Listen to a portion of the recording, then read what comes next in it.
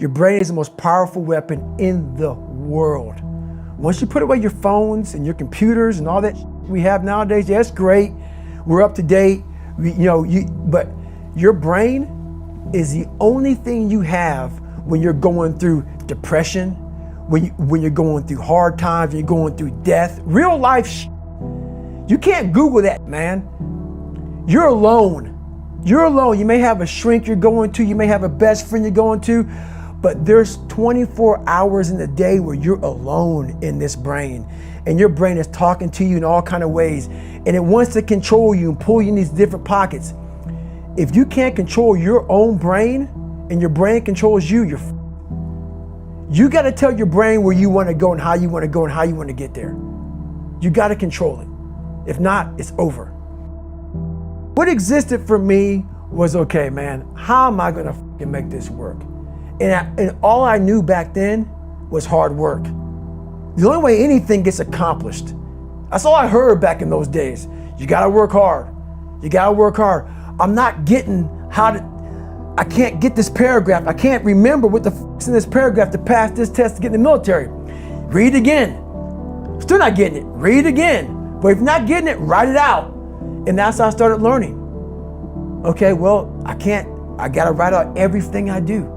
And then write it out again, and write it out again. And guess what happened? I got it. I can't swim. I'm negative buoyant. Go back again. I can't swim. Go back again. Go back again. Go back again. I got it. I realized if I keep going back and going back and going back until the just becomes, your mind will say, okay, we're gonna figure it out. Because he is not going to stop. It's not like I'm gonna try one more time. No, it's just like alarm clock goes off, boop, we're going back. I can't read right, we're going back. I gave myself no way out, and my mind realized that. They said, okay, we're gonna adapt and overcome now. Like a lot of people say, trying hard. Your mind knows, man. It knows this guy's bull. Me, man, this guy's lying. There's no truth behind it. When I was in Navy SEAL training, people go, how were you there for 18 months? The program was only 6 months long. You were in 3 hell weeks in 1 year. No one's ever done that. How did you do that? I talk about the new norm. When I lived in a $7 a month place when I was growing up for a short period of time, I loved it. I didn't know any different. That was my norm. Once we moved out of that place, we moved to a $236 a month place. I was like, I never want to go back to that little piece of shit.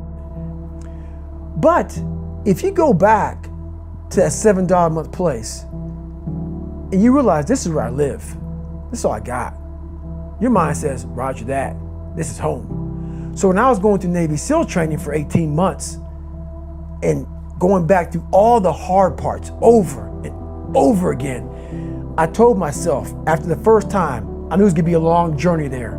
My body was breaking down. It was just how it was going on. I said, you know what? This is my new norm. So my mind said, it's like going to work. Like you go to work, you put your suit and tie on. I go into suffering every day. Every day suffering, being broken, duct taping my feet up, stress fractures, shin splints, being broken. This is my new norm. And your mind says, if we're not broken, this ain't normal. We gotta be broken. So then your mind starts to get tougher and tougher and more callous. People go, how did you run on broken feet? Broken shins. My mind knew this is how we operate. We're in Navy SEAL training. This is what we are. I became hell. And that became my new norm. I gave myself no way out. There was nothing outside these walls of hell. Nothing. I loved God, but for a short period of time, I became the devil because that was hell. I became the boss, the owner, the CEO of Navy SEAL training. That was my mindset. And that's how you get through things. You immerse yourself in wherever it is, and you become that. You become that and give yourself no way out. When I was 297 pounds and I was fat as hell trying to be a Navy SEAL, the scariest thing in the world to me, even to this day, was that could have been the rest of my life. I thought then I was trying hard. That's the scariest thing in the world. I thought then 297 pound, working for Ecolab, spraying for cockroaches, making $1,000 a month. I thought that was me at my 100% potential. Come to find out, a few years later, I wasn't anywhere near that. 106 pounds less, graduated Navy SEAL training, went on to do all these other things. Looking back on that, that was me trying hard. That's why people gotta understand, what is in us, we have no idea until we start trying hard. And I mean really trying hard, where you're obsessed with, hey, this is my new norm. My new norm is that, wow, this isn't always fun. It's not always meant to be fun. And that's when you know you're trying hard. People hear my story and think this guy is sadistic. I realized how the brain works. I figured out how the brain works. I'm a scared kid, and that's what gives me so much power. I had no foundation, and I built this off of just researching the mind. The feeling you get is basically invincibility.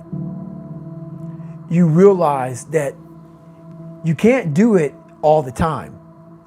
When you need to do it, I know I can go to a place that I can live in. And when you know that you can run on broken legs and you can do certain things that a lot of people can do, but they're not willing to do, this power, this sympathetic nervous system of fight or flight, and you're fighting, it gives you this charge of energy of when you're sitting there at 3:30, 4 o'clock in the morning and you're duct taping your feet up because they're broken, and you're doing it by yourself, and you're going through arguably one of the hardest training in the world.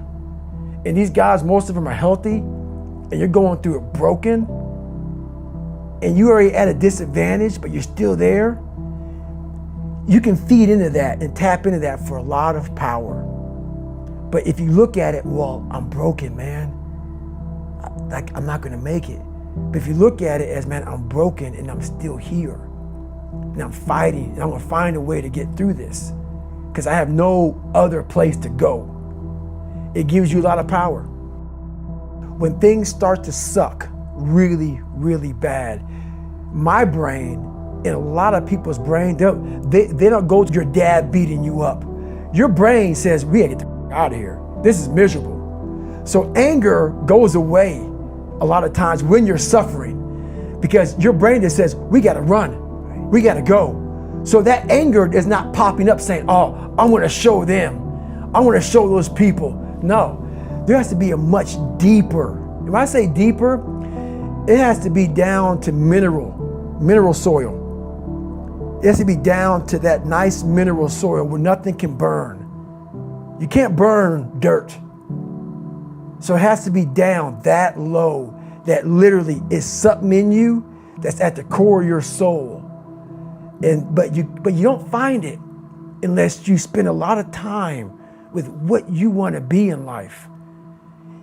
I can't give that to you. Right. You can't give it to somebody. When you find your true passion in life, and my passion for me wasn't like, oh, I want to be, I don't give a Navy SEALs, Army, I don't give a shit. I want to serve my country.